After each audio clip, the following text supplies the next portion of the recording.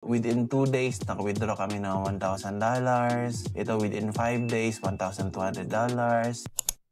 Hi everyone, this is Chris and welcome back to DevEd to Amazon real quick. I just wanted to show you guys how are we able to withdraw the money or mga sales na nabenta namin sa Amazon, sa pagbebenta sa Amazon. And di siya gaanong kalakihan. If you remember nung nag-start pa lang kami dito sa TikTok na almost every 2 weeks umaabot kami ng sales na $2,000.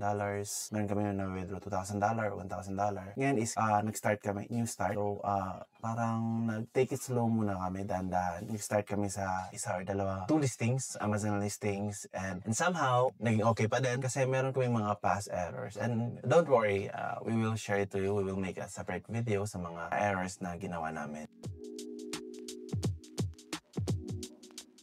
So now our focus today is to how to withdraw sales or yung profit or total sales mo sa Amazon. Okay, I'm gonna show my screen. Okay, so this is the payment page or payment dashboard ng Seller Central. So as you can see, meron siyang statement view, which is ito, makikita natin. Meron siyang transaction view, ito. Dito sa transaction view, makikita mo lahat kung magkano yung mga na-release na pera, magkano yung binabayaran. For example, dito, 10.51 for shipping label, total sales sa isang product. Yan, nakikita mo lahat-lahat. And dito sa statement, so dito sa statement naman, pwede mo naman ma-download lahat-lahat. Kung same lang din dito sa transaction view, pero dito nakalagay lahat, undownloadable siya. So sa disbursement, kung ilan na yung mga na-withdraw. So as you can see here, past May to June, walang withdrawal. May in whole month of May, walang withdrawal. Dito, April meron konti lang, maliit lang. April, meron $341.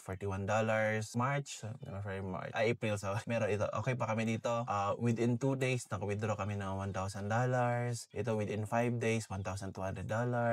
Within 3 days again, 1,000. Okay pa kami dito. Ito lahat yung mga pera na nakuha namin sa Amazon. Ayan, so 900, ayan, so on and so forth. Ayan, dito sa March. Dito, March 15 to March 29, 2 weeks talaga, $3,192. Ito lahat yung mga withdrawal namin before. So, I'm gonna show you how we do it, kung paano mag-withdraw sa Amazon. So, all you need to do is to go to the statement view. Ayan, click nyo yung statement view. Dito sa statement view, makikita mo lahat kung magkano yung pwede mong ma-withdraw na pera dito sa Amazon. So, yung available funds natin is $670.47. So, yun yung pwede ma-request natin, pwede ma-withdraw natin. Then, net proceeds, which is same lang kung magkano. So, na-hit natin yung maximum na pwede ma-withdraw this 2 weeks, which is $670.47. So, yun yung total. And total sales in dito for today is $109. Then, account reserve, itong account reserve na to is ito yung hindi pa ma-withdraw. Ma-withdraw siya in the next disbursement or next 2 weeks.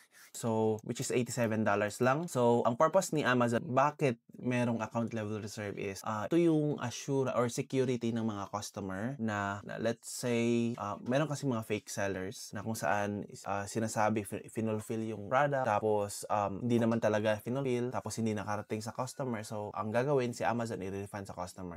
So, yung purpose ng account level reserve is, bali i-hold yung pera mo or yung pera ni customer until hindi pa nakarating yung product sa kanya. So, yun yung purpose ni account level reserve. So, this is 2 weeks. 2 weeks is reserved kasi hindi naman instantly dadating yung product. So, for security lang talaga. Para in case na hindi dumating, nag-file ng claim si customer, makakapag-refund si Amazon gamit yung reserve na nanggaling sa account. Yun yung purpose niya. Para hindi mag-aabono si Amazon. Ayun. So, dito naman sa baba, transfer of $607.47 scheduled in July 6, which is bukas sa atin. And transfer can take 3 to 5 business days to complete and actual transfer amount is subject change. So, yun. So, hindi din agad-agad. So, bali hindi ko mapapakita sa inyo na ma-receive ko na sa wallet ko. Pero, pakita ko mamaya sa inyo yung mga previously na na-receive na pera from disbursement galing sa Amazon. And once dadating yung itong $670 sa wallet namin is, of course, i-update ko kayo. Ayun. So, yun. So, ito na yung actual. Magre-request na ako ng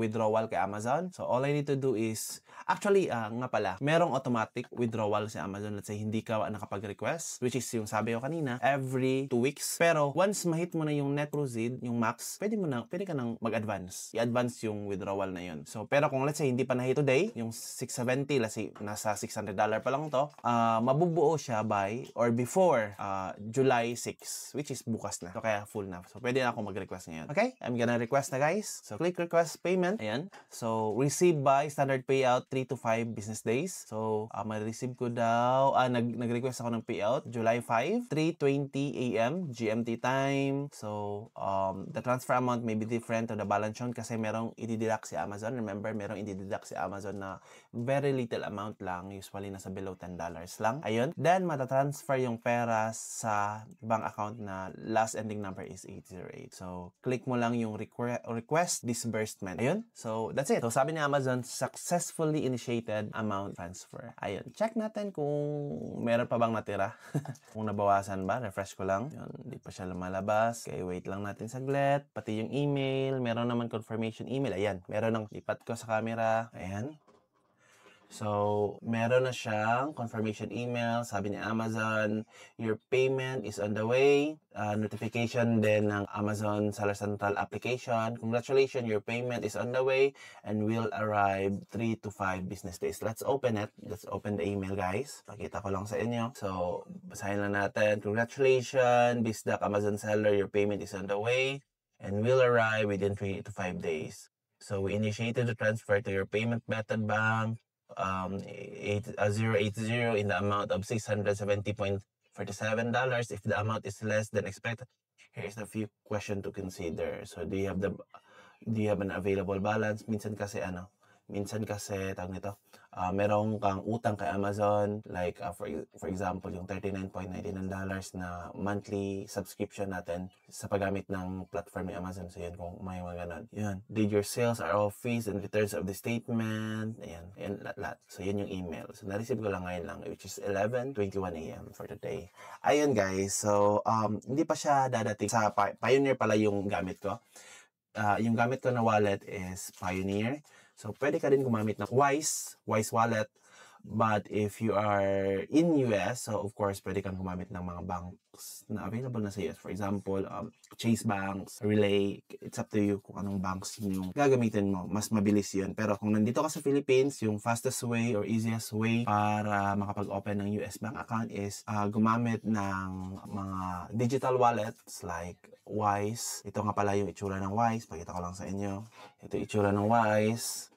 And itsura ng Pioneer. So, ito yung ginagamit ko ngayon. Pakita ko lang din sa inyo yung mga previous na withdrawals ko na nakarating na din sa Pioneer. Mga pala itsura ng Pioneer. So, isin ko lang yung teka lang. Yung itsura ng Pioneer na application. Yan. So, ito yung mga previous na mga ko. So, ito yung Natalie Horn, yung second account ko sa Amazon na na-withdraw ko. So, from Pioneer ng second store ko to Pioneer, my personal Pioneer account. And ayan, after, let's say, ma-receive ko galing sa Amazon, then Pioneer, then lipat, then sa Union Bank account ko. Union Bank account yung ginagamit ko kasi nakasanayan ko na din. Hindi naman, alos same lang naman daw yung conversion rate gamit yung ibang bank. Pero even before kasi player din ako ng crypto game, so Union Bank yung ginagamit ko. Mas friendly kasi siya. Ayan. So ito yung mga withdrawal ko sa Amazon before. Ayan.